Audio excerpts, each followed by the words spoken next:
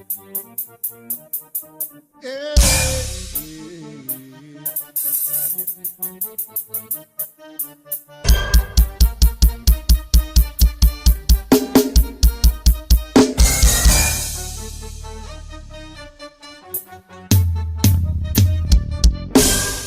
desceu um anjo,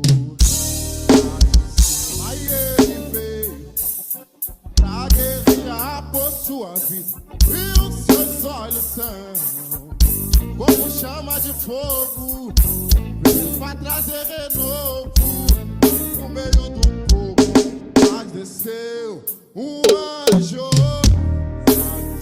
aí ele veio pra guerrear por sua vida.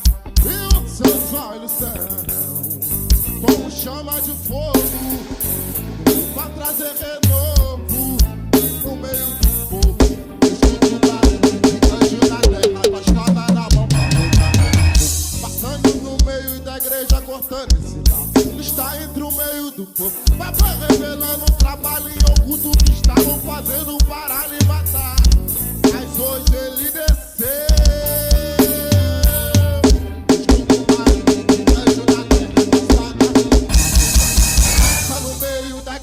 Corta esse laço que estavam fazendo no meio.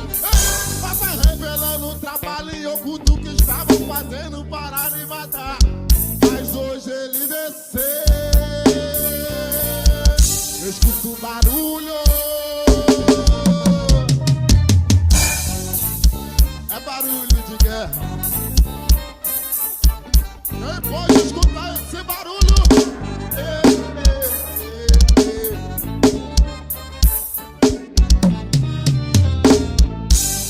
Pentecostal, dá um glória aí.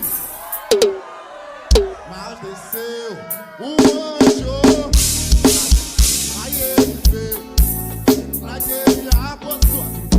E os seus olhos são como chama de fogo, veio pra trazer renovo no meio do povo. Mas desceu um anjo, aí ele veio pra guerrear por sua vida. E os seus olhos são como chama de fogo, pra trazer de novo no meio do povo. Eu escuto o barulho de anjo na terra, passando no meio da igreja, cortando esse laço que está entre o meio do povo. Papai revelando o trabalho oculto que estavam fazendo para lhe matar. Mas hoje ele desceu. Eu escuto o barulho de anjo na terra, passa no meio da igreja, corta esse laço que estavam fazendo. Revelando o trabalho e oculto que estavam fazendo para lhe matar. Mas hoje ele desceu. Eu escuto o barulho.